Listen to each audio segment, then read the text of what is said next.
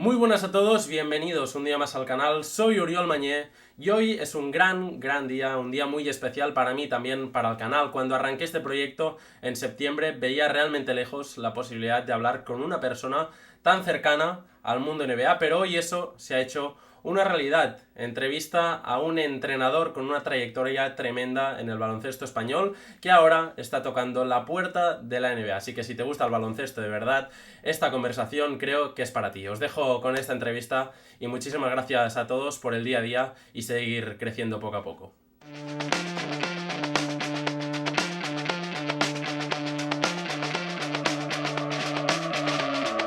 Muy buenas a todos, hoy estamos aquí para hablar, para tener una pequeña charla con Fabián Téllez, entrenador con larga experiencia en muchas ligas, en muchos lados ha estado, pero que actualmente está como asistente de los Rip City en la G-League. Fabián, ¿qué tal? ¿Cómo estás? Muchas gracias por este rato. Hola, ¿qué tal? Encantado de estar con vosotros. La primera pregunta que te quería hacer, te he presentado de manera breve, pero ¿tú cómo te presentarías? Bueno, tú lo has dicho bien, llevo tiempo ejerciendo como entrenador, casi más de 25 años, y sí, como tú decías, he pasado bueno, de entrenar chicos, chicas, categorías de formación, categorías senior, en fin, mucho tiempo en esto. Quería empezar hablando un poco de los inicios, ¿no? Y de cómo ha sido tu evolución como entrenador, ¿no? ¿En qué momento empiezas tú en los banquillos? Supongo que empiezas en algún club tú como jugador y pruebas un día el tema de entrenar de pequeño y ¿te gusta? ¿Cómo es este primer contacto tuyo con los banquillos? Sí, yo empecé muy tarde, o sea, yo era jugador de fútbol y empecé como a los 13 y 14, pero como en general me pasa con las cosas que me apasionan, me pilló muy fuerte. O sea, era el típico niño que en el momento en que descubrió eso, pues iba con un balón a todas las partes. Yo recuerdo que vivía en esa época, bueno, en casa de mis padres, evidentemente, cerca del Parque Güell, y me iba hasta la Salle, Bonanova, botando con el balón, volvía igual, bueno, en fin. Y entonces, realmente cuando llevaba, nada, 3 años jugando, me propusieron llevar un equipo femenino allí en el CB Coy, en la Creueta del Coy, y empecé ya eso, a alternar, ¿no? Esta faceta de jugador con la de entrenador. Y sí, sí. Y a partir de ahí sí, lo que sí que hice pues, fue intentar compaginar, porque también era difícil, ¿no? Estudios, jugabas, pero intentaba siempre, pues esto, llevar un equipo y ser ayudante de otro. Con lo cual tuve la fortuna de ir formándome poco a poco. Esta pregunta se la hice a Agustí Julve, que está ahora mismo en Egipto entrenando para una entrevista en la radio de Badalona para mi programa de radio. Y tengo curiosidad, sinceramente, ¿no? Porque lo que él me contó fue curioso. ¿En qué momento tú dices, esto puede pasar de ser un hobby a realmente puedo dedicar mi vida a lo que es mi pasión, ¿no? A ser entrenador? Bueno, no te diré casualidad. Es decir, yo trabajaba como analista informático, eh, como analista bancario, y entonces Sanadría, que ya me conocía pues de jugar en contra muchas veces, ¿no? Porque yo me he formado en lo que era el V Barça, luego Sarriá y luego CB Almeda, ¿no? Por lo tanto hemos sido como rivales. eh, pero bueno, había tenido la oportunidad de entrenar un cadete ahí en San Adrià, ellos me conocían, conocía a Dani, y estando yo en Grup Barna, el año en que estábamos en EVA, me propuso, antes de subir a Liga Femenina 1, es decir, antes de que se clasificara el equipo para playoff, me comentó, bueno, pues que ellos querían hacer un cambio. En ese caso estaba Jordi Vizcaíno en ese momento, y que apostaban por mí. Lo que pasa es que en ese momento era para Liga Femenina 2, porque no estaban ni clasificados para playoff.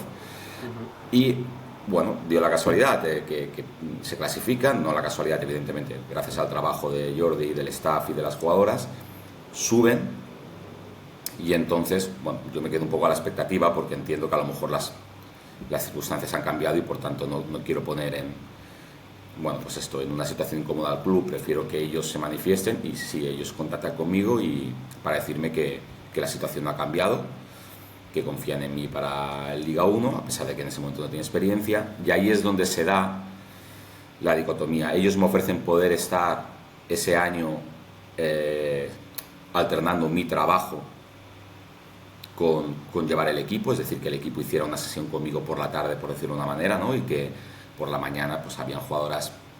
Claro, es un equipo que a pesar de estar en Liga 1, ese equipo era semiprofesional, es decir, muchas de mis jugadoras trabajaban, muchas de mis jugadoras por las mañanas estudiaban, con lo cual había muy poquita jugadora que podía hacer un trabajo técnico, ¿no?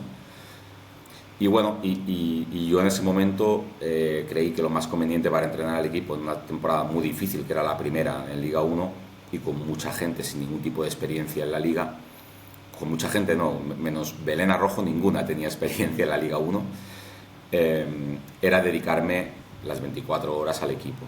Entonces pido una excedencia en mi trabajo, la relación, llevaba 11 años trabajando con mi empresa, la relación era muy buena, me dijeron no hay problema, sabemos que tu pasión es esto.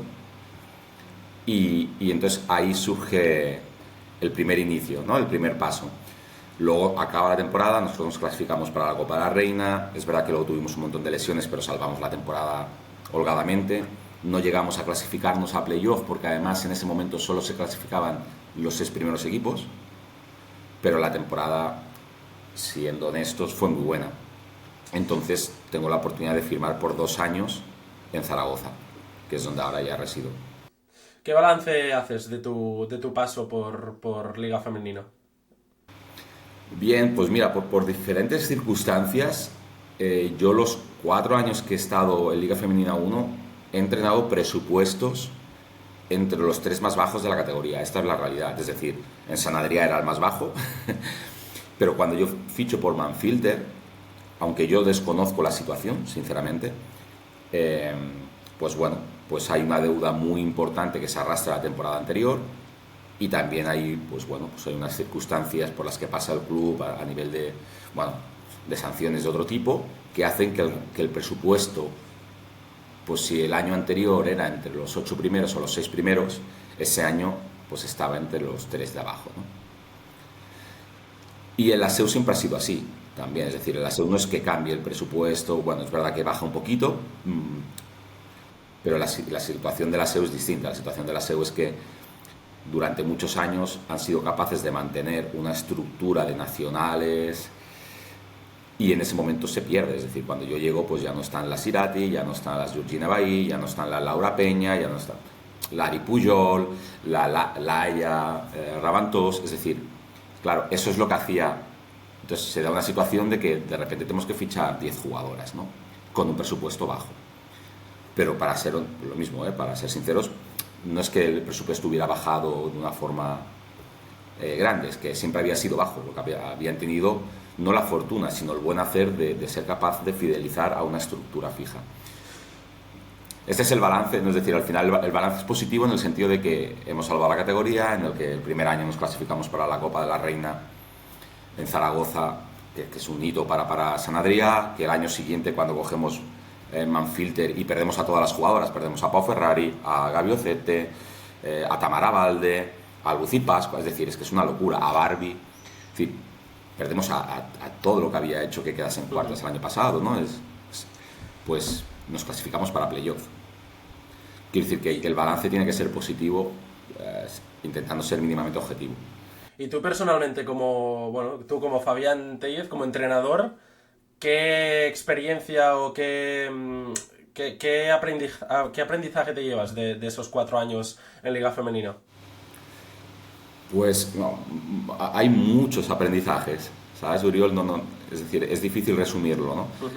Primero fue mi primera experiencia profesional como tal, es decir, bueno, me levanto y puedo pensar las 24 horas en lo que a mí me apasiona, ¿no? Entonces, y eso es un privilegio. Todos nos gustaría vivir eso. También es verdad que es una apuesta, es decir, yo cobraba 3 veces más en mi posición como analista y jefe de grupo en un banco, ¿no? Para una empresa informática especializada en banca, y paso a cobrar, no te exagero, menos de un tercio, ¿no? Entonces, bueno, pues es una apuesta que no todo el mundo está dispuesto a pagar o no puede pagar simplemente. Y a mí me dio esa oportunidad. El balance y los aprendizajes son muchos, ¿no? Entender que el mundo profesional funciona de una forma muy diferente a la que uno cree antes de conocerlo. que incluso pues bueno, pues el femenino a nivel amateur, por decirlo de una manera, o a nivel formativo, no tiene nada que ver con el profesional, que nos queda mucho trayecto por delante para intentar dignificar el deporte femenino y también pues estar a la altura de lo que eso implica, que hay veces que queremos lo bueno ¿no? del deporte profesional masculino, por decirlo así, pero no aceptamos lo que eso implica, ¿no? Pues bueno, pues por las dos partes, ¿no? Sobre todo me llevo eso, ¿no? Es decir, y darte cuenta de que dirigir un grupo, por ejemplo, pues femenino, es cierto que no es lo mismo en muchos sentidos a nivel de dirección de equipo que un masculino. Y hasta entonces no había sido así, ¿sabes, Uriol? Siempre había pensado, entrenar es entrenar independientemente del sexo al que entrenes, ¿no? Y lo había intentado llevar a cabo, pero mi experiencia, si soy sincero, es que no es lo mismo, ¿no? ¿Qué diferencias, así a grandes rasgos, has encontrado entre entrenar a masculino y femenino? Mira, sobre todo, yo creo que no descubro nada, ¿no? A nivel de dirección de equipo, es decir, entrenar un grupo de mujeres no es lo mismo que entrenar un grupo de hombres, para lo bueno y para lo malo, ¿vale? Entonces no entraría mucho allí, pero sí que, es decir, todos los aspectos colindantes a dirigir un grupo tienen matices diferentes, lo cual no tiene nada que ver con que el grado de exigencia sea menor o mayor, ¿eh? Pero sí que el mensaje, bueno, hay muchos factores que hace que a día de hoy yo no pueda decir, no, es igual, no, creo que sí que es diferente. Y luego es cierto que aunque estemos dando grandes pasos hacia adelante, el mundo, el deporte femenino, el baloncesto femenino, sigue teniendo un carácter amateur a nivel estructural. Me explico. Muchas veces los directores técnicos no son profesionales de ello, muchas veces digo, ¿eh? La directiva incluso pues pone toda la ilusión del mundo, pone incluso recursos económicos propios pero no son profesionales de eso. E incluso parte del staff,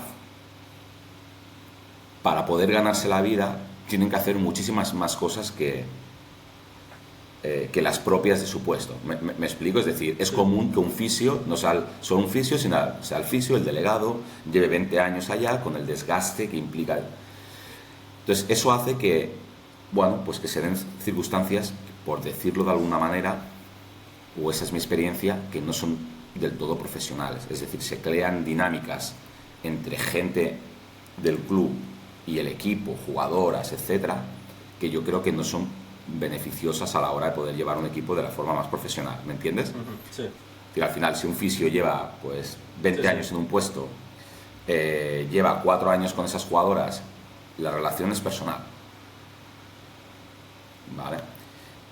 La forma de hacer es propia, es decir, bueno, se producen situaciones que no es una cuestión de mala fe o de, no te diría, yo no podría decir que no es mala praxis, porque creo que es mala praxis, pero creo que, bueno, pues que es humano que sea así y que mi experiencia por donde he pasado es que es así. Es que eso evita que seas, ¿no? Que se puedan hacer según qué cosas. Vale, pues ahora transicionamos un poquito hacia la G-League, que es donde quería centrar más ya la entrevista, y empezamos hablando, bueno, cómo ha ido tu experiencia internacional, este salto a Estados Unidos. Mi primera pregunta es, ¿cómo surge esta oportunidad, ¿no? de irte a Rip City y cómo es tu fichaje?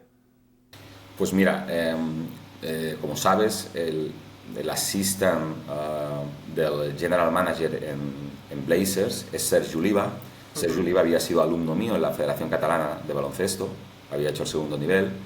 A partir de que él le aconsejan, oye, mira, vete a escuchar a Fabián, que, en fin, puede ser interesante y tal. Él, pues viene, eran 25 horas además de la clase que yo hacía, que era acciones técnico-tácticas, y se establece una relación, no de amistad, porque no he asistido nunca a una amistad, ¿no? Pero sí una muy buena relación de comunicación entre Sergi y yo. Pero vamos, para que tú veas, yo no he comido con Sergi en mi vida, no hemos tomado ni siquiera una cerveza juntos, no nos hemos visto en vacaciones, ni cosas de esas. Es decir, lo que se dio es, pues bueno, una admiración de inicio por su parte, que luego al final fue mutua, ¿no? Porque cuando le conoces, bueno, es una persona extremadamente inteligente, con mucho que decir, ya en el contexto incluso del baloncesto. Entonces, ¿cómo surge? Pues ya había habido algún contacto Lo que pasa es que mi nivel de inglés es muy bajo, sigue siendo bajo actualmente, pero es muy bajo. O sea, yo no había estudiado inglés en mi vida. Entonces, no es ninguna excusa, pero es lo que es, el nivel era bajo. Entonces, había habido algún contacto cuando él estaba en Filadelfia, decirme, Fabi, ¿tú te plantearías venir aquí y tal? Y sabía, bueno, al final decidimos que no porque por una cuestión de honestidad. O sea, yo no quería dejar mal a Sergi en ningún caso. Y lo que se producía era como ir allí a coordinar un grupo humano. Es decir, ya no hacer un trabajo específico, sino a coordinar todo un grupo. Claro, yo no me veía capaz sin ser capaz de comunicar bien, ¿no? Bien, esto nos remonta a este verano. O sea, ya te digo, yo con Sergi a lo mejor hablo 2 veces al año, no he hablado más. Y él, bueno, me dice, Fabi, no sé en qué situación estás.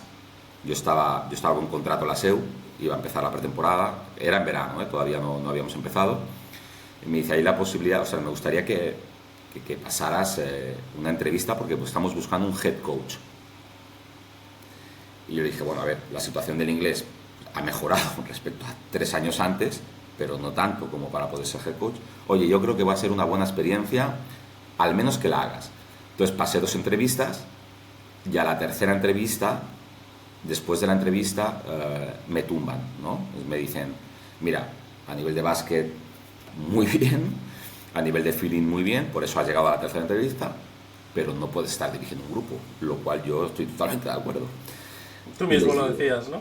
Sí, claro, es decir, es lo que siempre... Lo que pasa es que, o sea, no es que engañas, o sea, no es que Sergi estuviese engañado, es que Sergi dice, es que creo que aunque no lo estés, el hecho que te conozcan es un primer paso y bueno, desde su experiencia me dice, yo creo que es interesante para ti. Entonces, bueno, yo me tiré al río, sabiendo que había muy pocas posibilidades, ¿no?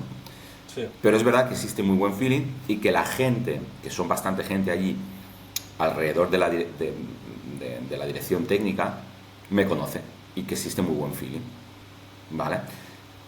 Eso acaba ahí y yo empiezo, bueno, nos remontamos ya a la primera semana de pretemporada con la SEU y entonces recibo una llamada diciéndome, mira, al final no hemos encontrado un perfil que nos encaje y voy a llevar yo el equipo, con lo cual es mucho más fácil que por decirlo así, que la decisión en gran parte pase por mí, que soy el head coach, de tener un asistente, porque nos falta un asistente, es decir, tenemos 2, somos 3 más el coordinador de vídeo, que ya lo tenían, y entonces existe, bueno, me reúno con el que es el general manager del Remix, que es diferente, es decir, está por debajo evidentemente de los Blazers, y me da el ok. Todo esto, Uriol, si me permites, lo digo porque claro, la gente no lo sabe porque no lo hago público, ni la SEU lo hizo público. Yo cuando renuevo por la SEU, ya antes de renovar por la SEU, Pep Rivas, que en ese momento era el director técnico y pasa a ser presidente, yo ya había, no te digo acordado porque no existía ningún documento escrito, pero en el momento en que yo renuevo en el segundo año, él sabe 2 cosas, que da igual lo que pase en verano a nivel de liga femenina, que me da igual qué oferta llegue, yo no voy a cambiar la SEU. Es decir, pongo un ejemplo, pues un equipo como Casademont o un equipo como Valencia, que no es el caso, yo no he recibido nunca una oferta de ellos, pero o Avenida o Girona. Una vez yo renovaba a principios de mayo con la SEU, yo no iba a aceptar ninguna oferta, da igual ni el equipo ni la cuantía económica. Pero que habían 2 salvedades que él sabía, porque me conoce desde hacía muchos años, que estaban por encima de todo. Una es poder entrar como asistente en ACB, que es algo tremendamente remoto, sí, y algo todavía más remoto, que es poder ir a Estados Unidos en un entorno de NBA. Cuando eso se da, ni siquiera se había dado una conversación con Sergi, de ningún tipo. Hacía además como 1 año y medio que no hablábamos, o 2 años, no sé, no habíamos intercambiado, ¿sabes? Hay veces que él me escribía y me decía, Fabi, ¿qué te parece esto a nivel de básquet? ¿Tú qué harías en este bloqueo directo? Y nos poníamos a charlar sobre eso, ¿sabes? Oye, ¿para ti esto es una buena defensa? Y me enviaba un clip, ¿sabes? Y eso daba para 2 días de estar intercambiando mensajes, sí, pero esta es nuestra relación, no más. Vale, entonces te lo digo porque aprovecho también, ¿no? Para... Sí, claro. La gente no lo sabe, ¿no? Entonces al final, pues mucha gente en la SEU, pues que confiaba y que estaba contenta con el trabajo y con la relación personal, pues se llevó una decepción. Yo lo entiendo porque tampoco yo iba a exigir al club, pues que explicara que había que, ¿sabes? Pero también te digo que el club, en el momento que yo lo digo, no hay ni un pero. Y estamos hablando de que yo ya había empezado a entrenar al equipo, ¿eh? Estamos en la primera semana de pretemporada, ¿eh? Y lo primero que me dice Pep, esto lo hemos hablado, Fabi, nos alegramos por ti, evidentemente, pues es un fastidio. Y bueno, yo estuve con ellos intentando buscar perfiles, al final, de hecho, el perfil que escogieron de Isaac Fernández era el que yo recomendé. Es decir, que les intenté ayudar en todo lo posible, hice el traspaso hablando... Qué interesante, sí, sí. Sí, es interesante porque eso no se sabía, ¿no? Y al final, pues, claro, no, ¿sabes? A mí no me gustan estas cosas de forzar a nadie ni tal, pero las cosas fueron, por decirlo así, se llevaron lo mejor posible dentro de algo que es que ya no es a nivel económico, es que es una oportunidad de futuro que no se puede rechazar.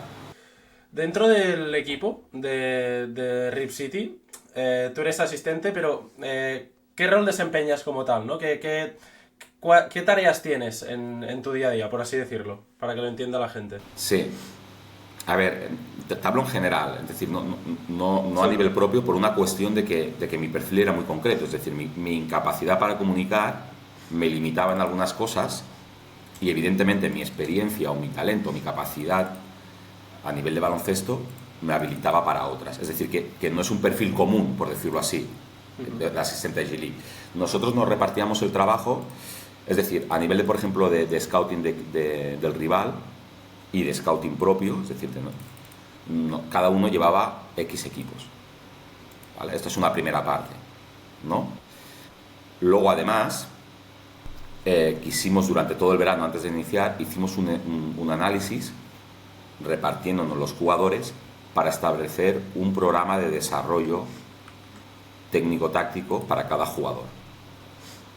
¿Vale? Entonces tuvimos que presentar a Sergi todo un análisis con ejercicios incluidos de decir, bueno, ¿cómo lo haría? Es decir, esto creemos que puede mejorar en este contexto y qué haría para hacerlo.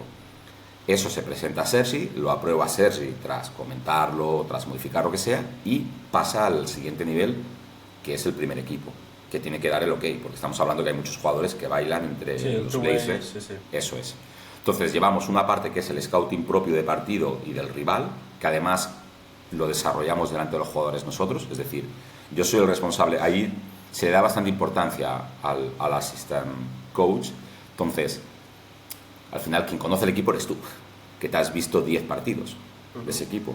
Entonces todo se discute y tiene que haber el ok, evidentemente, de Sergi como primer entrenador, pero quien hace el speech delante de los jugadores que es el asistente, ¿vale? Entonces esta parte más los workouts.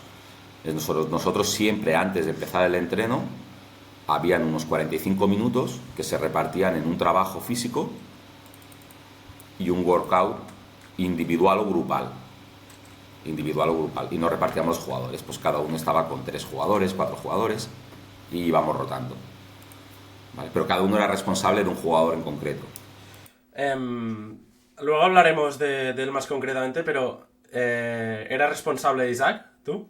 ¿Isaac Nugues? Sí, yo tuve a Isaac, sí. Vale, pues luego hablaremos más sobre Isaac, pero quería preguntarte también, ¿no? ¿Qué diferencias has notado a nivel de estilo de juego, el trato al jugador, la estructura de la G-League aquí a España, lo que estabas acostumbrado? Bueno, es una muy buena pregunta.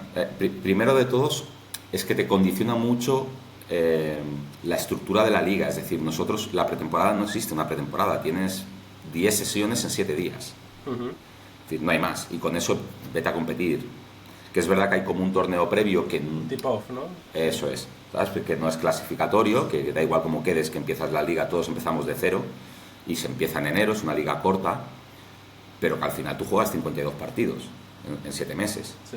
Entonces, en general, para cualquier equipo, aunque es verdad que está cambiando a nivel profesional bastante por los torneos, por la liga, en fin, por los torneos de verano con selecciones, etcétera, pero que cada vez se demora más porque todo se alarga y entonces al final cada equipo tiene pocos días de pretemporada, ¿no?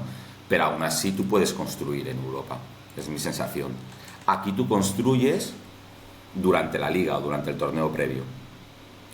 Entonces es diferente, es muy diferente. Sí, y además, ¿qué implica para vuestra planificación el tema de los jugadores two-way? Que para la gente que no lo sepa, que no esté acostumbrada a la G-League. Un two-way es un jugador con contrato para la G-League, pero también que puede, bueno, que tiene una cantidad de partidos, no recuerdo ahora mismo, que puede llegar a jugar con el equipo NBA, ¿no? Con los Blazers en este caso. Sí, sí, son situaciones contractuales, es decir, al final si pasas X equipo tú tienes que hacer, si pasas X número de partidos con el primer equipo, evidentemente tiene que tener otras condiciones laborales. Sí. No hay más. Sí, sí. El two-way lo que te garantiza es, evidentemente, los contratos de un two-way es bastante más alto que de un jugador regular de la G-League, de lo que podría, por ejemplo, cobrar Isaac. ¿Vale? Con lo cual, evidentemente, es muy importante poder llegar a ser two-way, independientemente de que a nivel deportivo pues estás en dinámica primer equipo. Lo que pasa que, claro, son jugadores, pero no solo los two-ways, es decir, jugadores ya regulares con contrato Blazers pueden bajar, como se daba el caso de Diop o de otros jugadores de Jabari, jugadores que venían y jugaban con nosotros. ¿Por qué? Porque a lo mejor llevaban 3 meses que no habían jugado un solo minuto con Blazers. Entonces, bueno, es una situación, bueno, especial. ¿Por qué? Porque tú trabajas con un equipo, llegas al partido y esos jugadores no juegan. Porque estamos hablando de que estos chicos tienen que jugar 40 minutos, es que es una locura. Sí, sí. Entonces, al final, sí, si tú juegas 48, pero claro, si tienes 2 two-ways, como nos ha pasado a veces, ¿no? Tenemos 3 two-ways y nos bajan 2 jugadores regulares, significa 5 tíos que se van de media a jugar 40 minutos. Sí. Ahora explícale tú a Isaac, que viene de jugar 25, que no va a jugar. Que hoy no. Claro, no, pero no solo que es que viene de jugar de 25 o 30, es que viene de jugar muy bien 25 o 30. Bueno, pues es una situación que evidentemente se puede dar en Europa, y yo creo que es difícil que se dé tal cual, te digo, ¿eh? Es que allí estamos hablando de que, por ejemplo, un two-way que no salga en el 5 titular no se puede dar, es muy difícil. O un two-way que no salga en el tercer cuarto, ¿sabes? Es decir, son cosas que para ellos es tremendamente importante. Para mí no. Para mí es que a veces hablábamos con Sergi y me decías, ¿qué análisis hace? Bueno, pues yo hago un análisis. Competimos durante la primera parte, llegamos al tercer cuarto y nos hacen un parcial de 2-12. Bueno, deja de poner a los 3 two-ways. Equilíbralo. Pone Isaac, pon gente de un perfil que nos dé más consistencia detrás. ¿Sabes qué te quiero decir, Uriol? Sí, sí, sí. Y me decía, Fabi, pues hay que buscar otra solución porque esta, no, y es con toda la sinceridad. ¿Y qué significa? ¿Que no lo podía hacer? No, si él hubiera querido a lo mejor se hubiera podido hacer, pero no de una forma regular, ¿me entiendes? Y para ellos es importantísimo formar parte de ese 5, entrar en el tercero, jugar 40 minutos independientemente de cómo lo hagas. Bueno, es duro Sí, es difícil, ¿no?, de gestionar, ¿no? Claro, tienes que cambiar el chip. ¿Qué jugadores, que yo esto no era tan consciente, qué jugadores han llegado a pasar este año por Rip City, del primer equipo? Pues sí, Jabari es uno, Diop es otro, Ryan es otro, sí, y no sé si me olvido de alguien, pero al menos 3 jugadores no two-ways han pasado, sí. Y realmente se nota esta diferencia, no sé si a nivel físico, a nivel de talento, es una diferencia tan grande de los jugadores que no juegan demasiado en NBA de los que más juegan de G-League. Los que están ahí a caballo, no hay tanta. Yo creo que no hay tanta. Muchas veces está más asociado no al talento que tienen, sino a la experiencia. El estatus, ¿no? Dentro de... Sí, y la experiencia que tienen, que es una cuestión que no se puede comprar. Sí. Entonces, por eso ellos, creo que la G-League en ese sentido hace un papel muy importante, Uriol, porque da minutos a chavales que tienen que tenerlo, pero que no están preparados para poder competir delante, pues, de unos Lakers, delante de Minnesota, delante, ¿sabes? Entonces, pero es verdad que a nivel de talento, incluso, o sea, esos tíos cuando han bajado, se ha notado la diferencia entre ellos y nuestros, entre comillas, jugadores regular. Se ha notado. Es decir, son jugadores que están a un paso de empezar a tener ya minutos importantes en cualquier franquicia. Bueno, y ahora ya, de hecho, el tema de la G-League cada vez es más recurrente y hemos llegado a ver, estas mismas finales que se están jugando ahora de la NBA. Caruso y Marc Dignol, ¿no? Los de los Thunder, o Isaiah Hartenstein, Pascal Siakam, todos estos jugadores han pasado por G-League, ¿no? También habla un poco de la importancia que está cogiendo una liga como la G-League ahí al lado. Sí, yo creo que los últimos 2 años estamos hablando de que más del 50% de los jugadores militantes en NBA han tenido un pasado en la G-League. Sí. Y es una liga convendrás que es bastante joven, es decir, que es que no es que llevemos 25 años de experiencia de la G-League, sino que es que en poco tiempo un montón de jugadores han pasado, es decir, su proceso, no sé si de formación, ¿no? Yo no diría que es de formación como tal, ¿no? O no para todos, pero sí de mejora o de potenciación, ha pasado por la G-League. Es muy fuerte, más del 50% de los jugadores de la mejor liga del mundo, que eso no es cuestionable, ¿no? Sí. ¿Hay mucho vínculo entre la franquicia NBA de Portland y el filial de Rip City? Sí, lo mismo, ¿eh? No quiero asumir un papel que no me corresponde en el sentido de que yo no sé cómo funcionan todas las franquicias, ¿eh? Sí, sí. Porque es decir, es verdad que por una cuestión a veces meramente logística, el equipo de la G-League entrena, juega ¿sabes? En sitios totalmente o radicalmente separados de lo que es el primer equipo, con lo cual la relación es casi inexistente, por decirlo así. Pero no es el caso de Portland. En Portland entrenamos en la misma pista, justo antes que entrena el primer equipo, te cruzas continuamente, los despachos están colindantes con los asistentes y con Chauncey Billups, con el general manager, es decir, la cocina, ¿no? que es un espacio común para muchos de nosotros, ¿no? Porque pasamos muchísimas horas allá, entonces llegas, desayunas, te pones a trabajar, comes antes, ¿sabes? Es un espacio común donde te encuentras con todo el mundo. En Portland la relación es muy, muy estrecha, sí. ¿Y crees que, bueno, esto es beneficioso para todo el mundo, ¿no? Sí, yo creo que es tremendamente rico, claro. Es decir, que no es que te cruces, es que hablas, es que hay asistentes que te preguntan qué estáis haciendo, ¿no? Como, hostia, o te van a ver jugar porque es que ya les conoces, hablas con ellos. Te sientas a comer y te viene alguien y, hola Fabián, mira, no nos han presentado. Allá aparte son tremendamente educados. Es decir, yo me pasé un primer mes que como además son 100.000 personas, no paras de saludar continuamente, ¿no? Es decir, y te vienen y te hacen sentir parte, ¿sabes? Entienden las circunstancias en las que estás, es decir, no es que estés solo, ¿no? Y por tanto sí que creo que es muy beneficioso. Además que tú puedes ver el entreno del primer equipo, ellos se quedan muchas veces a ver parte del entreno del G-League y entonces se establecen vínculos que son muy interesantes para los jugadores, claro. Otra pregunta que quería hacerte. A mí dentro de la NBA una de las cosas que más me gusta es el tema del draft. Y en la G-League también hay draft. No sé si estuviste involucrado tú en tu primer draft, por así decirlo, del año pasado, porque como me has dicho que llegaste un poco tarde, o bueno, también es que la NBA empieza más tarde, ¿no? Que todo el Sí. baloncesto aquí en España. ¿Estuviste involucrado en el primer draft?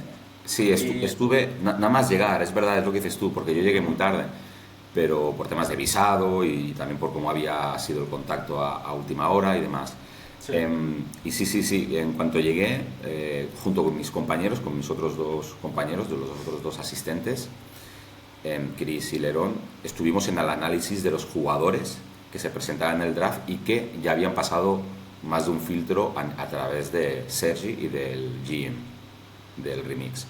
Y luego, durante el mismo draft, me invitaron, o decidieron, no sé, me dijeron, queremos que estés. Y entonces estuve durante todo el de esto del draft, cuando nosotros pues también, escogimos, etcétera. Y sí.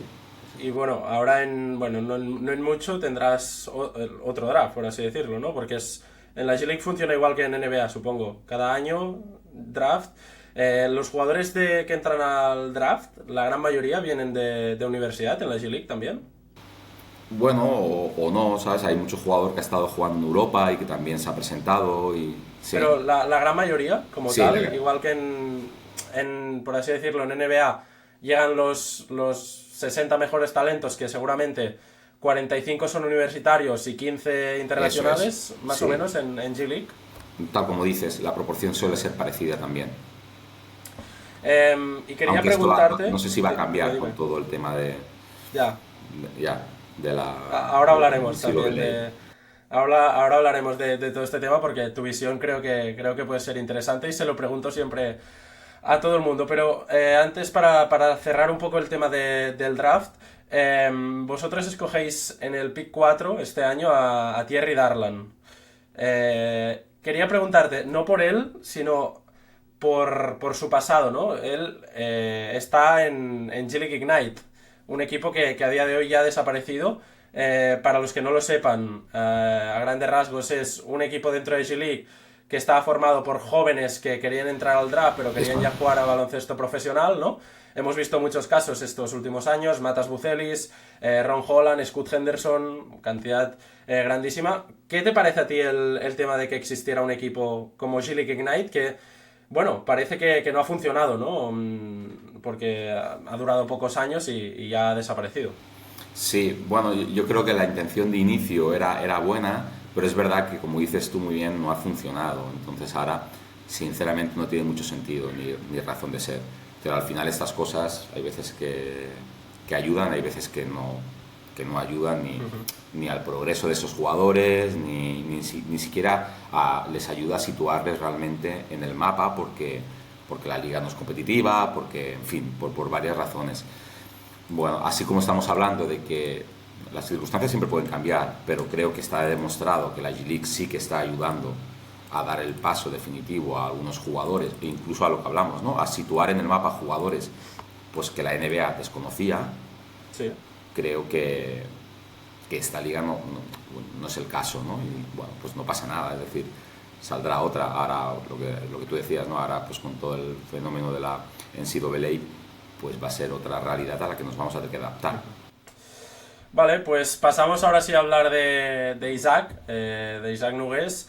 Este ha sido su primer año fuera de España como tal, baloncesto G-League, ¿no? Que se dice rápido. ¿Tenéis algo que ver con la llegada de Isaac a Rip City? Es decir, ¿es casualidad que caiga en Rip City o realmente al estar tú y Sergi provenientes también de España ya os habíais fijado en Isaac? A ver, no es que me hubiera fijado, es que me he enfrentado a él jugando con el Barça. Quiero decir que lo tenía bastante escautizado, pero yo no intervine. Es decir, antes de que yo fuera y antes de que pudiera hablar con Sergi ya había tomado. Es decir, cada uno al debe, ¿no? Que le toca. Y esto fue un análisis y una apuesta muy arriesgada además, pero que define un poco también quién es Sergi Oliva. Es decir, un tío que dirá, bueno, este tío que sabes que no puede mirar el aro, que no sé qué, que no sé cuántos, pero a mí los números me dicen una cosa. Y que no hay ningún joven, pero no ningún joven, ni ningún jugador profesional en Europa que haga los números a nivel defensivo que está haciendo este chico. Entonces, esto sí que es es lo que define también a Sergi. Sergi, pues seguro que como yo, pues tendrá sus cosas buenas, sus cosas menos buenas, pero a nivel de capacidad de scouting, de análisis de datos, en esto para mí es de lo mejorcito que al menos yo he conocido. Hablamos ahora del tema de... Bueno, antes has hablado que cada asistente teníais 3-4 jugadores para hacer un análisis. Cuéntame un poco porque me has dicho que tú tenías a Isaac. Sí, yo tenía a Isaac, yo tenía a Romeo, yo tenía a Justin Minaya, luego tuve a James Bouknight, porque lo fuimos rotando en algunos casos, y también hay jugadores que se amoldan más a lo que tú, ¿no? Sí. les puedes dar, y otros que les cuesta más. Estuve algún tiempo también con Henry Drell, que ha acabado en Tenerife. Sí. Y sí, hacíamos esto, es decir, primero hicimos un análisis pormenorizado de qué necesitaban o qué queríamos que necesitaban, y cuando nos dieron el visto bueno, pues empezamos a trabajar con ellos. Nosotros hacíamos como ese trabajo previo siempre antes de los entrenos en Portland, siempre en Portland, que llamábamos appetizers, porque era justo antes del menú del entreno. Y ostras, pues genial, porque además pude ver la progresión que hizo en el mismo tiro Isaac, que a veces no lo ponía difícil porque es decir, la progresión que se daba en los entrenos, incluso en la mejora del workout, pues como él es reticente, ¿no? ¿Sabes? A tirar en partido, pues costó, pero cuando lo hizo bien. Es decir, es un tío que tiraba muy poco, pero estaba muy cerca del 40 y pico %. Es decir, ¿por qué? Porque cuando lo hacía, evidentemente lo hacía en unas circunstancias muy determinadas, que era en áreas de tiro donde son más efectivas y con mucho tiempo para armar el brazo, ¿no? Pero lo cierto es que lo hizo bien. Y no, la verdad es que fue fue muy chulo ver esa progresión que hizo y formar parte de esa progresión también. ¿Cómo has visto tú, o qué papel ha tenido él dentro del vestuario? ¿Cómo se ha integrado al equipo? Pues es tremendamente bien. Es decir, él tiene problemas parecidos a los míos a nivel de comunicación a día de hoy, aunque no es lo mismo, ¿no? Porque es mucho más joven y ha hecho inglés y demás. Pero no fue un hándicap para nada. Es que, ¿sabes, Uriol? Bueno, yo lo que vi, ¿no? Es decir, al final, no te digo que el jugador sea egoísta y tal, pero es verdad que estos tíos cuando están allá, es decir, la G-League no es una liga en la que tú promociones. No vas a un campeonato y ganas. ¿Sabes lo que te quiero decir? Evidentemente sí, existen unas finales porque hay que hacer algo. Sí. Pero ni bajas, ni subes, ni... Entonces el jugador, por mucho que tú le vendas una idea de equipo, el jugador sabe que en función de sus números va a tener un contrato o va a tener acceso. ¿Me explico? Sí. Entonces, ¿qué pasa? Que te encuentras un tío que no mira el aro, que es líder en asistencias del equipo, que hace no sé cuántos robos por partido, ¿sabes? Sí. Y que no se queja, no pone una cara, no tiene un mal gesto con ningún compañero, si juega 25, juega 25, si no juega ese partido, no juega. Entonces, claro, es que... ¿sabes? Entonces, la reacción de todos fue muy bonita, porque estos mismos tíos le exigían que tirara en los entrenos de los partidos, y cuando él lo hacía, lo celebraban como una canasta propia. Y eso no es tan fácil de ver. Esa es por lo menos mi experiencia. Sí.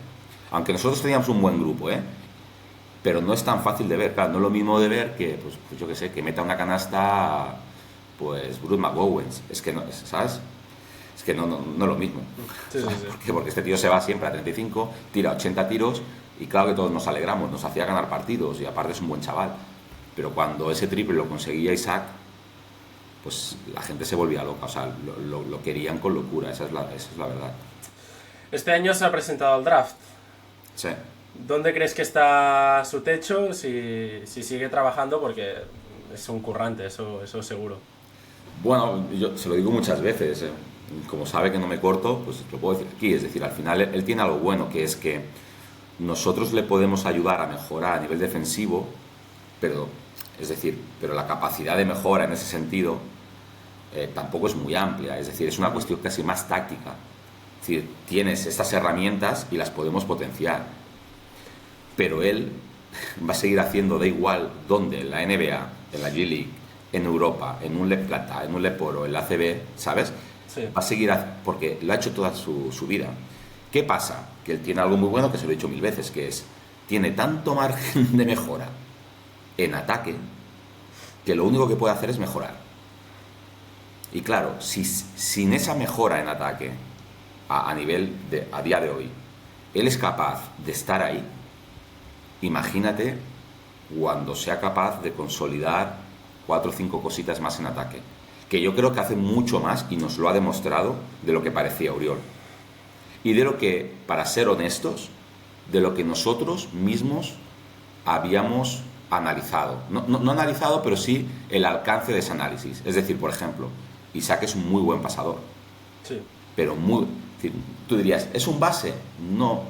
¿Ha jugado al base? Sí, claro que ha jugado en Peña. Ha jugado de todo en la Peña. Esto es. Del 1 al 5 ha jugado. Esto es. Pero su capacidad de visión es espectacular. Su capacidad de pase con la mano menos buena, es decir, con su izquierda, es espectacular. Pues tú no le puedes llevar al lado débil, ¿sabes? Es un jugador que no le puedes hacer weak, porque él se las va a apañar para encontrar el mejor pase sobre su mano mala, ¿no? Es un jugador que puede ir al aro, aunque no lo ha hecho tanto como nosotros quisiéramos, pero es un jugador que va al aro. Sí. Y evidentemente, pues su mejora tiene que ser a la hora de su tiro de 3, ¿no? Que es lo que ha estado trabajando y que llegará. Es que estoy convencido de lo que tú dices, su capacidad de trabajo le va a hacer llegar. Y más en la NBA actual, ¿no? Que las dos cosas que más se buscan a día de hoy son jugadores que sean capaces de tirar y defender. Isaac lo de defender ya lo tiene, ¿no? Pero estos jugadores, los 3&D que se les llama ahora, están muy, muy de moda. Totalmente de acuerdo. Y bueno, es que un two-way de los que teníamos es un buen... Es decir, que Justin Minaya tiene más talento que Isaac a día de hoy, a nivel ofensivo. Pero si está en dinámica primer equipo y ha sido two-way, es casi exclusivamente por su capacidad defensiva. Este año Tuways habéis tenido a Tazemur, ha estado, Exacto. Minaya, Y McGowens. Sí, McGowens. Vale, muy bien. Sí, estos han sido los 3 two-ways. Luego, bueno, sí, y luego se incorporó, cuando salió de la ecuación Moore, por lesión, se incorporó Sidi. Vale, sí, Sissoko. Sí, que lo había tenido yo en Baskonia, también fue un ¿Sí? reencuentro. Sí, lo había tenido yo en Baskonia. Cuando nosotros subimos de EVA a Leb Plata con el equipo, él está para jugar la fase final, él no. Pero bueno, pasamos la fase final juntos y aparte fue un elemento evidentemente de ayuda para poder subir. También jugador con un potencial por explotar grande, ¿eh? Tremendo. Drafteado por los Spurs y ahora acabado en G-League, en Rip City, ¿no? Sí, tremendo. A mí A ver, jugador háblanos un poco de Sissoko. Es un perfil muy interesante porque él ahora no sé exactamente en cuánto está a nivel de altura, pero ha crecido, es decir, él ha crecido en Estados Unidos, pero físicamente, él me lo decía, porque cuando lo conozco en Baskonia, él es base y siempre ha jugado de base y quiere ser base, ¿no? Pero es verdad que cuando llega allí, por su desarrollo físico, etcétera, lo ponen pues llega a pasar por el 4, ¿no? Bueno, yo se lo dije a él cuando estuvo ahí, cuando se den cuenta de la capacidad de pase que tienes, de visión, de jugar pick and roll, es que es una locura. Es decir, es un jugador que juega muy bien sin balón. Con nosotros jugó sin balón, es decir, lo metimos, pero como venía, subía, tal, y era la última parte de la temporada, fue difícil ver todo el alcance que tenía. Pero vamos, el impacto fue inmediato. El primer partido se va 25-30 puntos, valorando el primer partido, y hacía 2 entrenos que lo teníamos. A mí, no sé, a mí me parece que llega seguro y que cualquiera que no sea capaz de entender que es algo más que un jugador que puede jugar sin balón, es que no se entera de lo que tiene entre las manos. Sea Portland, no sea cualquier otra franquicia, es que no se entera.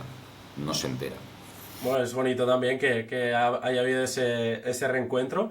Otro jugador, antes de pasar a hablar del tema de la NCAA, por el que te quería preguntar, háblanos un poco de James Bouknight, jugador que fue drafteado en lotería del draft por los Charlotte Hornets hace 3 años o así, ahora, no recuerdo, y que ahora ha acabado en Rip City. De Bouknight, ¿me hablas? ¿De James? Sí, James Bouknight. Pues bueno, James es un jugador NBA. Que yo diría que por circunstancias que no tienen que ver con el baloncesto directamente, por decirlo así, y que son más comunes de las que nosotros, o a las que nosotros estamos acostumbrados en Europa, pues le ha alejado algo, ¿no?, de lo que es la órbita NBA. Pero James es un jugador NBA, o sea, el talento que tiene James es increíble, y lo mismo, el impacto que tuvo incluso con Isaac.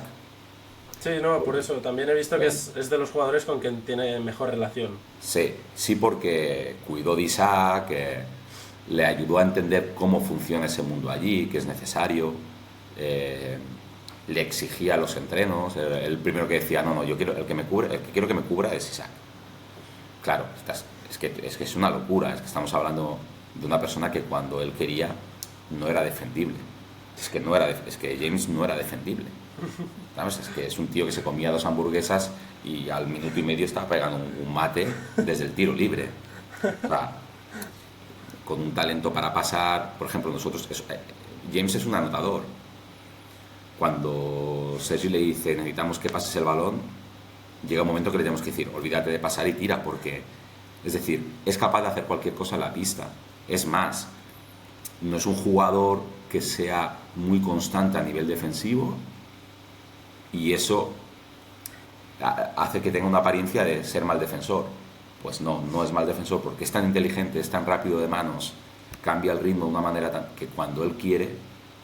Es verdad que ni nosotros encontramos una regularidad en ese aspecto, pero claro, era mucho pedir, no, sinceramente era mucho pedir. Sí. Pero cuando él se puso y cuando vio que el equipo íbamos progresando a ese nivel y que sabía que tenía que estar, él se subió al carro, no se quedó diciendo, yo no necesito hacer esto para... O sea, sí, es un jugador para mí espectacular, y lo que tiene que hacer es, pues poner todas las cosas personales, ¿no? Que cuando sabes el entorno en el que han crecido estos jugadores, estos chicos, el entorno familiar, lo que han vivido, es que te digo, es que es muy difícil traspolarlo a Europa, o a nuestra experiencia, a la tuya, a la mía. Es que cuando nosotros decimos que tenemos un entorno familiar desestructurado, ríete. Entonces, bueno, pues eso. Y es un tío que es joven, entonces, es decir, necesita equivocarse también. Pero vamos, con nosotros hizo una temporada muy buena y yo estoy seguro que va a tener más oportunidades para estar donde tiene que estar, que es jugando a la NBA. Pues lo veremos, estaremos todos atentos y vamos a hablar ahora sí de, bueno, esta corriente que está habiendo ahora de fuga de talento nacional hacia la NCAA. También un problema que ya se está viendo reflejado en la ACB, la mayor competición española, porque es que equipos como yo cubro aquí en Badalona al Juventud, ya les están faltando cupos, ¿no? Ya dicen, se va Rusic, se va Plateu ahora, el año pasado se fue Garmendia, Rubén Prey, bueno, cantidad de jugadores, sobre todo las canteras estas tipo Barça, tipo Peña, Manresa, ¿no? Las buenas canteras reconocidas son los que más lo sufren. Tú, que has sido también formador, ¿no? En Federación Catalana y así, ¿cómo valoras esta tendencia creciente? Pues es una locura, eso está claro. Y ¿sabes qué pasa? Que cuando se producen estos cambios con tanto impacto, Uriol, yo creo que necesitamos un tiempo para que las cosas se vuelvan a resituar. Es decir, al final, ahora no me quiero poner muy filosófico, ¿no? Pero la sociedad funciona así, es decir, se produce un impacto y entonces las cosas tardan en regularizarse. Cualquier cambio social, ¿no? Pues evidentemente eso no es un cambio social a nivel político, pero para nosotros, para el deporte sí que lo tiene, porque la repercusión no solo en nosotros, es en la misma NBA. Luego si quieres hablamos de ello, pero tiene un impacto en el draft. Incluso tiene un impacto positivo para jugadores, por ejemplo, como el perfil de Isaac. Es decir, que no todo es negativo. Ahora hablaremos de ello, ¿no? Sí. Pero sí, estoy contigo. Yo lo que te voy a decir ahora no está muy sopesado y no quiero que se convierta en algo como... ¿Vale? Porque no entiendo lo suficiente como para calibrarlo. Pero si me preguntas... Por ejemplo, yo estaba en Baskonia y quiero que se me entienda bien estas palabras. Porque Estás yendo con pies de plomo, ¿eh? Sí, porque la gente tiende a malentender, ¿no? Y para mí la cantera en Baskonia es un modelo de negocio en parte. ¿Me explico? Es decir, yo cojo a Sissoko, pongo a los mejores entrenadores, le doy los minutos que tal, y seguramente Sissoko no acabe jugando en el primer equipo de Baskonia, pero yo lo venderé y me servirá pues para fichar, ¿sabes? Con lo que yo pueda vender, pues tener a un tío como Tadas, ¿vale? Cuando digo que modelo de negocio me refiero a eso. Y evidentemente que hay otro componente social, que es intentar tener jugadores vascos que salgan de la cantera, ¿sabes? Es decir, dar salida. Evidentemente, eso es importantísimo, ¿vale? Pero yo creo que Baskonia entendió desde hacía muchos años que no siendo un club de fútbol, aunque ahora pues tenga el Alavés y tal, tenía que reinventarse para poder subsistir, no solo subsistir, sino para poder llegar a competir de tú a tú, como ha competido muchos años, a Madrid, Barça, etc. ¿Sí? Entonces, ¿por qué digo esto? Porque seguramente nadie aprobará estas palabras, ni nadie podrá salir en el Barça ni en el Madrid y decir, nuestra mentalidad va a ser, ¿sabes?, entender la cantera como un modelo de negocio, ¿sabes? Porque no va a ser bien entendido, porque no va a ser bien entendido. Pero es que o te adaptas o mueres. Tú no le puedes ofrecer un contrato como se puede ofrecer en NCAA. Con lo cual, pues tú no vas a cambiar la realidad por ser más digno. Lo que hemos de hacer es intentar buscar la fórmula legal para garantizar que si un chaval lo tienes... Lo que antes existía, ¿no? Y que nosotros en Cataluña lo sabemos, lo de los derechos formativos. Pues que los derechos formativos, es decir, claro, porque ahora tienes un tío 4 años, cuando llega a los 16 y le quieres hacer un contrato profesional, te dice por aquí, porque no quiero ningún hándicap que me evite poder fichar y cobrar un kilo ¿sabes?, en Florida. Sí. Bueno, pues esto lo tenemos que evitar, porque has estado 4 años formando a ese tío y pagándole los estudios y teniéndole becado y dándole horas de formación, etcétera. Pero la realidad va a seguir existiendo, es decir, y no se puede competir con eso. Es Es decir, es que no. O sea, es absurdo decir, o hablar de no gratitud, como a veces se ha oído. No, es que el jugador es no, pero ¿qué estamos hablando? ¿Crees que los clubes están sabiendo reaccionar a este éxodo, por llamarlo de alguna manera? Es lo que decía antes, creo que todos necesitamos un proceso, ¿sabes? Para aceptar, para entender que no nos podemos poner excesivamente dignos, ¿sabes? Decir, bueno, Sí. pues que este jugador no volverá. No, al contrario, queda bien con el jugador, que Para no cuando todos van a vuelva. acabar jugando en la NBA, intenta garantizar, mantener sus derechos, y a lo mejor este tío pues vuelve pues al Madrid o al Barça, ya formado, ya hecho, cuando realmente tú lo puedes poner en el primer equipo. Porque claro, es decir, que tú pongas a un chaval porque tienes 5 lesionados, no hablo de ningún equipo en concreto, ¿eh? Sí, pero hay casos, sí. Ya, pues eso no hace que tú digas, no, mira, es que mi modelo de cantera está resultando. Sí. Pero no, y con esto no critico, ¿eh? Es decir, estamos hablando de, yo qué sé, del Madrid, del Barcelona, de la Peña, y que les estamos pidiendo lo máximo, por lo cual es muy difícil poner a un chaval de 17 años que no sea Luka Doncic. No te salen Ricky Rubios y Luka Doncic Bueno, pero cada también generación. incluso con, bueno, un caso como Sansuperi, ¿no? Este año, que sí que ha llegado a tener continuidad en Manresa, sobre todo la progresión, ¿no? Que ha hecho a nivel de minutos, a nivel de importancia y todo.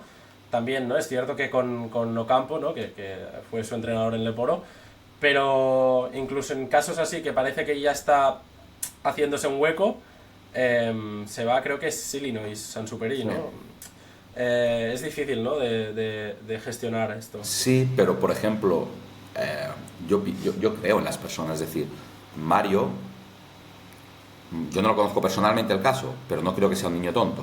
Es decir, creo que es muy consciente de que independientemente de su talento, incluso independientemente de la muy buena formación que ha tenido en su club de origen, la figura de Diego y por tanto de los clubes donde ha estado Diego ha sido muy importante en su progresión. Entonces yo al final creo que si tú quedas bien con el jugador, ese jugador lo va a tener en cuenta a la vuelta. No sé si me explico. Sí, sí, sí. Es decir, no es una, es decir, no es conformarse con poco, es intentar adaptarse a la realidad. Y vuelvo a decir, y lo que hay que hacer es garantizar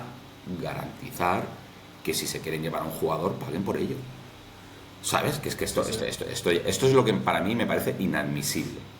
Que lleguen y con dinero se puedan llevar a un jugador que tú has formado. Eso es lo que tenemos que evitar.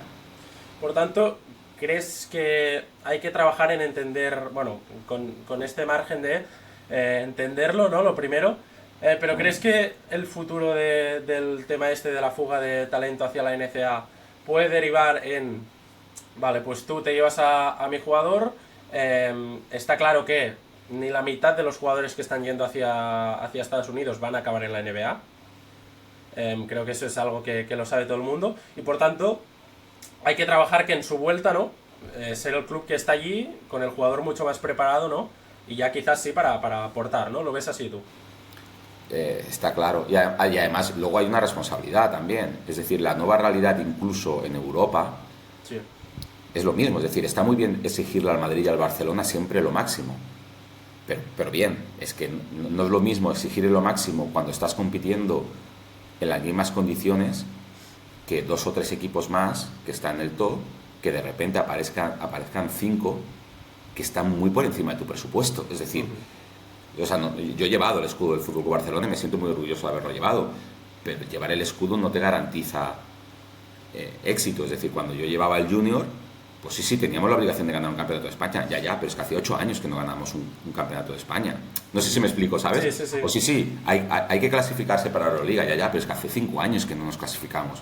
Es decir, tengamos los pies en el suelo. Y entonces, esa nueva realidad, ¿por qué digo esto? Porque esta nueva realidad a nivel competitivo, ya no solo por necesidad de cupos, va a hacer pues que posiblemente tengamos que contar con esa cantera mucho más de lo que lo estábamos haciendo. No, ¿me entiendes? Sí, sí, sí. ¿Sabes? Entonces, bueno, eso creo que también puede fidelizar, porque no todo, es lo que hablábamos, no todos son Marius Superis o Luka Doncic o lo que sea. Existen jugadores como Tadas, por ejemplo, que decide quedarse aquí. ¿no? Existen jugadores como, yo qué sé, por poner un ejemplo tardío, es decir, Sergi Llull, que ha tenido oportunidad y ya ha preferido quedarse aquí.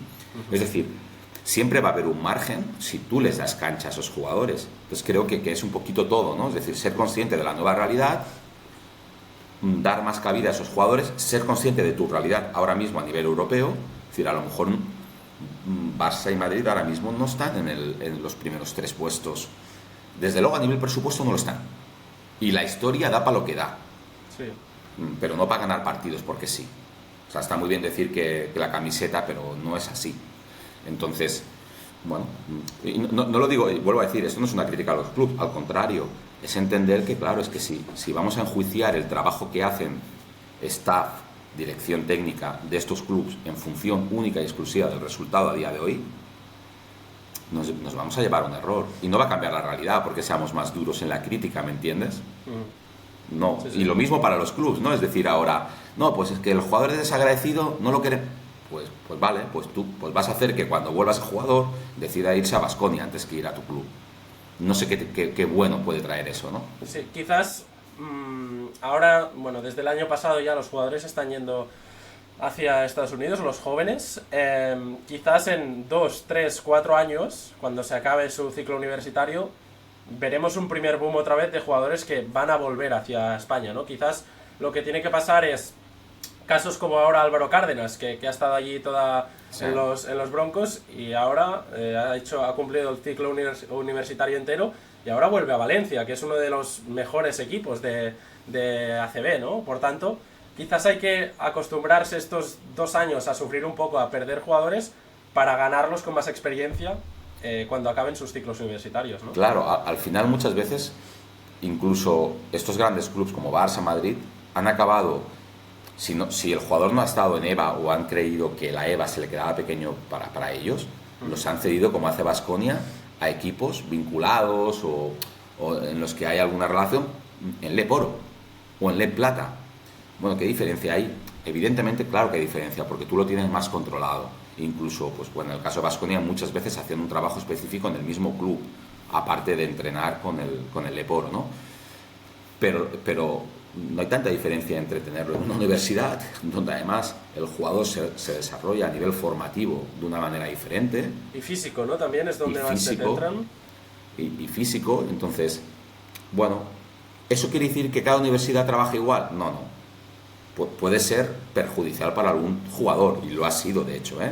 Pero eso te puede pasar también en función de que lo vincules a un leporo, donde pues no se haga un trabajo con él, solo se le haga jugar. Porque al final de poro tú te tienes que mantener en la categoría. No es tan fácil decir, pongo al chaval de 17 años. ¿Sabes lo que te quiero decir? De medias de 30 años, ¿no? Esto es. Entonces, bueno, como dices tú, bueno, pues si al final viene formado, ¿sabes? Y encima te has podido llevar un dinero, entre comillas, ¿no? Que compense. Ya no hablamos de... No, cuando yo digo modelo de negocio, es verdad que se puede hacer negocio con ello, pero es que al menos que compense lo que tú has invertido en este chaval. Como hace Barça, ¿no? O como hace Baskonia o Madrid o Peña. Y más teniendo en cuenta, creo que es que algo positivo que tiene el tema de las universidades para los jugadores, lo he hablado muchas veces con Xavi Ballesteros en la Radio Badalona, sí. Que es que tiene muchas ventajas y realmente pocos riesgos. Porque sí, vas a ir allí, vas a estar ganando mucho dinero, mucho más que aquí. Te vas a poder foguear con chicos de tu edad, por así decirlo, vas a estudiar, vas a tener muy poca presión en comparación a aquí. Ballesteros siempre me pone el caso de Rubén Prey, ¿no? Ha ido a San John y está jugando 5 minutos por partido como mucho, y además el riesgo que puede ser que vuelvas y estés en el mismo punto, seguramente no estés en el mismo punto, ¿no? Y seguramente puedas volver, como hemos hablado, ¿no? a clubes de origen. Sí, totalmente de acuerdo, sí. Vale, pues pasamos ahora ya vamos acabando esto, que se está alargando un poco. Vamos a hacer primero un test. Te voy a decir preguntas rápidas, ¿vale? Y tú me respondes con lo más rápido posible. Empezamos el test rápido. Un jugador que te haya marcado entrenarlo. Rafa Villar. Un lugar donde repetirías y volverías a entrenar sin dudarlo. a cualquier sitio, pero bueno, el Fútbol Club Barcelona seguro. ¿Una manía que tengas tú como entrenador? Ser exigente en el trabajo diario. ¿Partido más especial de tu carrera? Posiblemente la final del Campeonato de España Junior, donde ganamos de 41 puntos al Real Madrid. Fue muy especial por muchas cosas. ¿Jugador más talentoso que hayas entrenado? Wow, pues posiblemente... Me puedes decir más de uno si quieres. Ya, posiblemente McGowens es uno de ellos, Book Knight es otro de ellos, y aquí en España Gael Bonilla, por ejemplo, para mí, es un talento increíble. En Andorra, ¿no? ¿Está ahora mismo? Sí. ¿Un sueño por cumplir en el baloncesto? Bueno, pues tener la continuidad en Estados Unidos para probar qué es eso, en otro rol diferente al de assistant coach, por ejemplo, ¿no? ¿Y una promesa o un jugador que debamos estar atentos al futuro? Vamos a apostar por Isaac, ¿no? Que se lo merece. Vamos a ver si en este draft, yo creo que tiene oportunidades en segunda ronda. Ahora, para cerrar ya del todo, ahora te preguntaré algunas sobre Isaac también. Lo primero, ya fuera del té rápido, ¿dónde te gustaría estar en 5 años? En NBA. ¿Qué retos te motivan como entrenador a estas alturas de tu carrera? Hacer algo diferente siempre me ha pasado, es decir, cuando llevo mucho tiempo en formación quería pasar a entrenar tal, cuando llevaba en femenino mucho tiempo dije pues empiezo en masculino y no tenía casi experiencia en masculino y era llevar tíos a lo mejor de 30 años y fue diferente. Cuando he estado en Liga Femenina 1 tenía la necesidad de hacer algo diferente y volver a ser assistant coach y probarme en ¿sabes? Pues llevaba muchos años como head coach. Y seguramente si estoy allí 3 años a lo mejor necesito otra cosa, ¿no? La inquietud, posiblemente antes decías un factor que fuera diferencial, yo diría que la inquietud de no estar estático, de hacer cosas las que ¿sabes? Tenga la conciencia de que sigo aprendiendo y sigo creciendo en esto que nos apasiona. Y para un joven que esté ahora, empezando a ser segundo entrenador en equipos cadetes, cosas así, ¿algún consejo que le darías a un joven entrenador que empieza ahora? Pues mira, yo creo que cada uno hacemos nuestro camino y no es tan difícil entender, no es tan difícil, es decir, es fácil equivocarse, pero no es tan difícil entender lo que está bien y lo que está mal.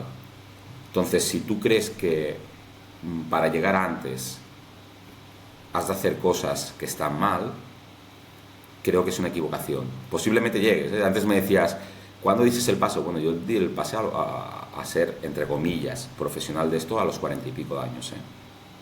Eso quiere decir que no es que todo el mundo tenga que seguir ese proceso. Digo que tenía muy claro, y sigo teniendo claro, que esté donde esté, no será pues pisando la cabeza de nadie, ni pagando el precio de hacer cosas que luego evite que por la mañana deje de mirarme al espejo.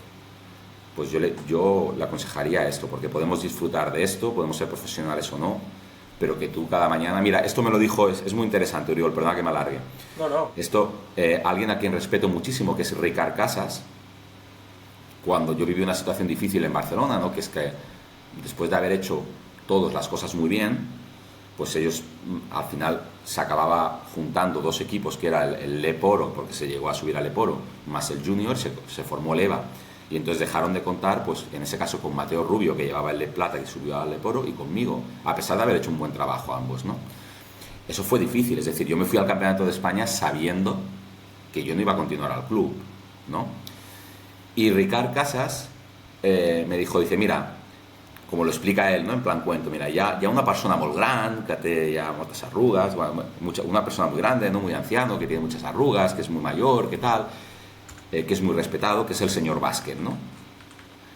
Y yo siempre he pensado, porque de vez en cuando, puede ser que un año ni lo encuentres, puede ser que en 2 años no, pero de vez en cuando te lo encuentras por la calle, ¿no? Y entonces él me decía, dice, mira, yo lo que sé en este tiempo que te conozco es que si un día te lo encuentras, le vas a poder mirar a los ojos, independientemente de donde estés, Fabián. Y eso, pues no te va a llevar a entrenar nada importante, no te va a llevar a ganar más dinero, pero lo que está claro es que le vas a poder mirar a los ojos. Pues bueno, un poquito sería eso, que seas capaz de poder, si te encuentras con el señor Vázquez, ¿no? que parece anticuado y estas cosas y que, ¿sabes? Pues que le puedas mirar a los ojos sin bajar la cabeza, ¿no? Muy bien. ¿Crees que el baloncesto de España, y no tan solo España, también Cataluña, se valora en los Estados Unidos? Hostia, yo no sé si se valora, yo lo que creo es que se va a valorar cada día más. Es decir, en eso estoy convencido, entre otras cosas porque es que al final, el otro día me lo hacía la reflexión de un entrenador, es decir, se están llevando muchos jugadores por nuestros, joder, pero no, estos no salen de la nada, estos salen de haberse formado, con lo cual la relación de, a lo mejor tenemos que tener más entrenadores que sepan formar y no necesitaremos estar exportando talento, ¿no?, continuamente, Sí. sino ser capaces de hacer otro tipo de formación. Y en la NBA, de hecho, ya se está dando a nivel metodológico franquicias que están apostando por otro perfil, como Cleveland, etcétera, que tienen al cargo del departamento de desarrollo, por decirlo así, ¿no?, de play development, a europeos. Porque entrenar siempre lo mismo de la misma forma no te hace diferencial. Y esto lo he podido vivir, por ejemplo, este año, ¿no? Sí. Es decir, yo cuando cogía a un jugador que es de la NBA, Oriol, y le ponía con un globo a hacer no sé qué, al principio me miraba así. Bueno, ¿sabes qué pasa? Que a las 2 semanas ese jugador que no era mío quería pedir entrenar conmigo, ¿sabes? Y no era fácil, ¿eh? Porque estaba, ¿sabes? Ahí sentado estaba el GM de los Blazers, el otro no sé qué, decía, pero este tío ¿qué hace? Poniendo música y... ¿Me explico? Sí, sí, sí. Bueno, bien. ¿Sabes qué pasa? Que al final acababa y decía, no he parado de defender, no he parado de hacer apoyos, no he parado de tal, pero es que encima lo he hecho con una sonrisa en la boca. Y ya las dos últimas, para cerrar.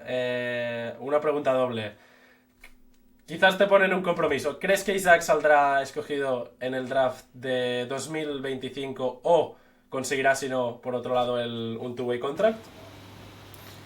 ¡Wow! Es difícil. Yo lo que te digo es que con todo esto de los contratos NIL, lo que va a provocar, y eso es una realidad, no es por faltar el respeto para nada a Isaac, que por sí mismo ya merece, o yo creo que tendría oportunidades, es que muchos jugadores que antes teníamos de segunda ronda del draft prefieren no apuntarse porque el contrato Sí, en está la pasando, NCAA es mejor económicamente, es más beneficioso.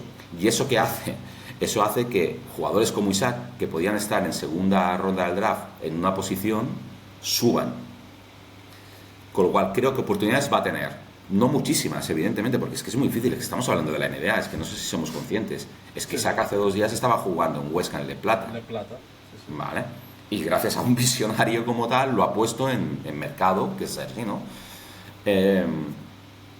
Si va a ser tu way, no lo sé, porque es que también estamos hablando que hay 2 jugadores, 3 jugadores por equipo NBA a los que se les ofrezca ser tu way. Es que es muy complicado. Es que nosotros el año pasado teníamos realmente jugadores para ser tu way, más de 5 o 6 jugadores. De hecho, tú lo sabes, ¿no? Alex Reese, a falta de 3 semanas, cuando todavía tenemos opciones de entrar en playoff, lo ficha Sixers. Ya está. Y todos contentos, que eso también es una característica muy propia de allá, que yo me quedé alucinado. O sea, cuando estábamos luchando para entrar, vi a todo el club emocionado, el staff emocionado, y decía, ¿pero qué pasa? No, que se va a la NBA. Y yo pienso, pero ¿y qué celebráis? Y dice, no, es que tú no sabes lo que significa, tanto a nivel económico, a nivel... Cuando te lo explican, dicen, ahora entiendo. O sea, claro que me alegraba por él, pero yo veía, digo, pero es desmedida esta alegría. No, es decir, que es difícil, pero bueno, vuelvo a decir, creo que tiene oportunidades y que esta situación, contrariamente a lo que podamos imaginar, le puede beneficiar. Y ya para cerrar, está un poco más para mí, ¿alguna persona que creas que debería intentar escribirle para tener una charla, para hacer algo parecido como he hecho contigo, que creas que sea interesante? ¿Alguna persona para poder entrevistar? Sí, ¿A qué nivel? ¿A nivel de básquet en general? Sí, algo así, sí. Ostras, conozco un montón de estos que no salen en las noticias, ¿no? Sí, correcto. Mira, algo alguien, que te por digas ejemplo, muy interesante para hablar de básquet, Uriol, es Javi Torralba. Otra persona menos conocida, de los que yo más he aprendido con diferencia, y hablamos de más de 25 años, para mí es Tony Payet. Una persona que lleva más de 20 años, creo, ya en el Fútbol Club Barcelona, que ha pasado por todo, es decir, yo no sé si alguien conoce más mejor ese club que él, y que lleva 9 años en la élite a nivel de asistentes, Óscar Orellana. Entonces, es decir, perfiles que no son pues, Pedro Martínez o Joan Pendarroya o yo que sé, o Chus Mateo, pero que a diferentes niveles son hiperinteresantes para sacar algo bastante más provechoso que la charla conmigo. No, hombre, no. Hombre, yo te dije que serían 45 minutos o así, nos hemos ido al final a la hora y cuarto casi, ¿eh? Genial. Así que, Fabián, muchísimas gracias, te deseamos muchísima suerte para la próxima temporada en Rip City, y nada, muchísimas gracias por este ratito. Ojalá sea así, que todavía no tenemos el contrato garantizado, o sea, estoy a esperas de que se ponga en contacto la franquicia, pero ojalá sea así. Oye, un abrazo muy fuerte y gracias por la confianza. Muchas gracias, Fabián.